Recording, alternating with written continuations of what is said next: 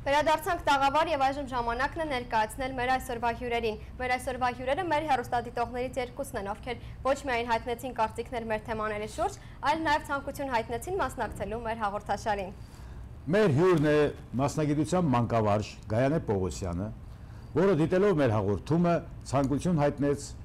հյուրընկալվել մեզ։ Մենք սիրով համաձայնեցինք։ Եվ իհարկե մեր երկրորդ հյուրն է Գլենդել քոլեջի ժուրնալիստիկայի բաժնում սովորող ուսանող Էլիզաբեթ Թովմասյանը։ Ողջույն։ Բարի երեկո։ Բարի երեկո։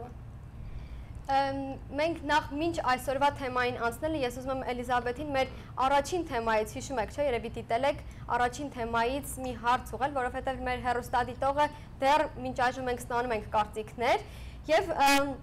հարցը այսպեսին է. Արդյոք պետք չէ որ ծնողները վստահեն երեխաներին, պետք է նրանք վստահեն երեխաներին եւ թողնեն քաղաքից դուրս մի քանի օրով, թե ճիշտ վարվեց նրա հայրը, ինչ ես կարծում դու։ Չէ, իմ կարծիքով ծնողը շատ ճիշտ վարվեց, ոնց որ ես անձամբ երբեք այդպիսի բան չէի անի եւ իմ ծնողս է որը ասել չէ, ուրեմն չէր։ Ուղղակի անհնարին է իմ համար։ Իսկ նրանք չեն վստահում, թե դա չէ պատճառը, վստահությունը այստեղ կապ ունի։ Չեմ կարծում դա է պատճառը։ Էլիզաբեթ, այս դեպքում քեզ չէին վստահի ծնողները, թե այդ տղային։ Երևի այդ տղային։ Լավ, արդեն անցնենք մեր տեսանյութի հարցերին։ Դիտեցինք տեսանյութը, հասկացանք թե ինչ էր այնտեղ կատարվում եւ այսպիսի մի հարց։ Արդյոք ճիշտ եք համարում, որ ծնողները երեխաների փոխարեն ընտրություն են կատարում ամուսնական հարցերում։ Իմիջիալոց ասեմ, որ Տիգին Գայանեն նաեւ սկեսուր է։ Այո, սկեսուր եմ։ Շատ ուրախ եմ այսօր մասնակցելու այս հանդիպմանը։ Գիտեք, տեսնելով տեսանյութը ես կարող եմ երկկարծիք լինել։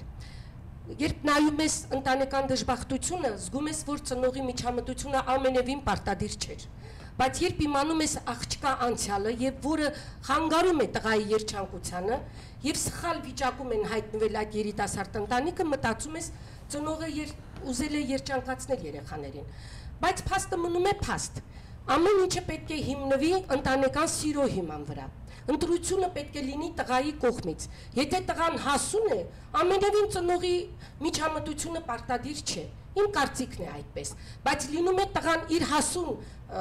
ձևով ճիշտ չի լինում ընտրությունը։ Եվ ընտրության մեջ հետագայում մեղադրում է ծնողին, երբ ծնողը չի միջամտել։ Բայց այս պարագայում ծնողը միջամտել է եւ նորից է ընտրությունը եղել սխալ։ Գիտեք ինչ, ես չգիտեմ, չեմ կարողանում մեղադրել ոչ տղային, ոչ ծնողին։ Մեր հայկական սովորության համաձայն մայրերը շատ են ուզում երեխաները երջանիկ լինեն, նամանավանդ տղաները, չէ որ դրանք են մեր ընտանիքի սյուները, մեր շարունակությունը։ Այստեղ մենք հանդիպել ենք դժբախտության, բայց դժբախտությունը ինչով կավարտվի, ես ինքս չեմ կարողանում մտածել, որն է ճիշտ, բայց բոլոր մայրերին խորհուրդ կտամ այս դեպքում աշխատեն խաղաղեցնեն ընտանիքը, տարիներ հետո գտնում են, որ այդ երևույթին պետք է չարձագանքեին բացասական։ Այստեղ իմ կարծիքը այսքան։ Այո, բայց չէ կարծում, որ այդ հայկական ընտանիքների այդ սովորությունը, որ անկախ երեխաների ցանկությունից ստիպում են, որ ամուսնանան, այսինքն նրանց կամքին հակառակ է լինում, առանց սիրո, շատ հաճախ բաժանության է բերում, դժբախտություն է լինում ընտանիքներում։ Ես այդպես գտնում եմ, բայց նաև գտնում եմ, որ տղան կարող է մտածել դա սեր է եւ ընտանիք կազմի եւ հետագայում հայտնվի այդ սխալ վիճակի մեջ։ Չէ, գիտեք ինչ, եկեք ավելի նյութին, կոնկրետանանք նյութի վրա։ Այ օրինակ այս տեսանյութի մեջ տղան փաստորեն տանը երջանիկ չէր։ Իսկ ինչի է կարծում, գուցե թե հարսը շատ խելացի, լավ աղջիկ է, բայց քանի որ տղան անուշադիր է նրա նկատմամբ, գնում է ուրիշի մոտ, այդ իսկ պատճառով հարսը այդպես է վերաբերվում ուրեմն սկեսուրի հետ։ Գուցե այս կողմից մոտենանք։ Ես միանշանակ դեմ եմ առանց սիրո ամուսնությանը։ Միանշանակ կողմ եմ, երբ ընտանիքում սեր է լինում։ Ես իմ կյանքով համոզվել եմ, տարիները անցնում են, ամեն փորձությունով ընտանիքը անցնում է, միայն ընտանիքը ամուր է լինում, երբ սեր է լինում։ Չէ որ ընտանիքը միաձև չի, սրտի աշխատանքի միաձև չի, ամպլիտուդներով է ընտանիքը գոյատևում։ Եվ այդ ամպլիտուդների ժամանակ մեկ ֆինանս ես ունենում, մեկ ֆինանս չես ունենում, եթե սեր չլինի, ինչպես հաղթահարեն այդ դժվարությունները։ Ես այդպես եմ գտնում։ Երջանիկ է այն տղան, որը հանդիպում է եւ բարոյական աղջկա եւ սիրում է։ Եվ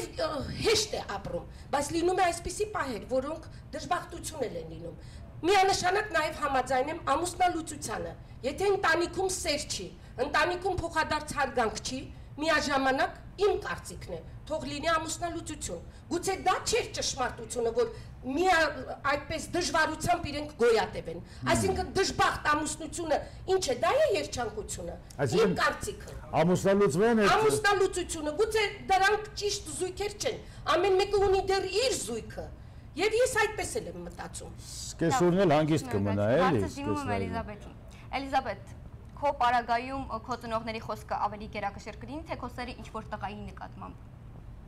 Դե ինչքան է սիրում եմ եւ հարգում եմ իմ ծնողներին, բայց կարծում եմ այս դեպքում ես կընտրեի սերը, քանի որ ես եմ այդ տղայի հետ ամբողջ կյանքս ապրելու եւ ոնց որ ընտանիքիս գոհացնելու համար միգուցե ես իմ կյանքս կդժբախտացնեմ, չգիտեմ։ So երևի սերը։ Իսկ դրա ոսկե միջին հնարավոր չի գտնել, որ համ ընտանիքի խոսք անցնի, համ քո սերը։ Ես որպես մանկավարժ ուսումնասիրել եմ, որ ինչպես լինում են մարդիկ տաղանդավոր, այնպես էլ լինում են մարդիկ, որոնք կյանքում կարող է չսիրեն։ Այդ դեպքում ոսկե միջինը հաղթում է եւ այդ ընտանիքը թող լինի ոսկե միջինով, որովհետեւ մարդը ծնվում է կարող է լինել սիրահարվող եւ ամբողջ կյանքում ապրի եւ չիմանա սերը ինչ է։ Ինչա նա սպասի երբ պիտի իրեն սեր պատահի եւ ամուսնանա, այդ դեպքում մարդը թող ոսկե միջինով խելքով իր ընտրությունը կատարի։ Իմ այս պարագայում ես մտածում եմ նաև այդպես էլ կարող է պատահել։ Իսկ ինչ եք կարծում, տղայի վարքագիծը արդարացվում է այս տեսանյութում։ Գիտեք ինչ, պետք է նաև եւ արդարացնում եմ եւ մեղադրում եմ։ Ինչ անի տղան։ Ինչ անի, եթե չկա սեր։ Չկա սեր, ուրեմն պետքա նաև իմ կարծիքն է, թե թող բաժանվի։ Իսկ Էլիզաբեթ ինչ կասի։ Իմ կարծիքով այդ տղան բավականին հասուն է եղել, դրա համար ինքը իր միտքն ունեցել է, դա մենակ ընտանիքին է ուզեցել գոհացնի ու ամուսնացել է, բայց հիմա ամուսնացել է, իմ կարծիքով ոնց որ դավաճանությունը շատ սխալ է։ Ավելի շատ ծնողների մեղավորությունն է, թե տղայի եւ աղջկա։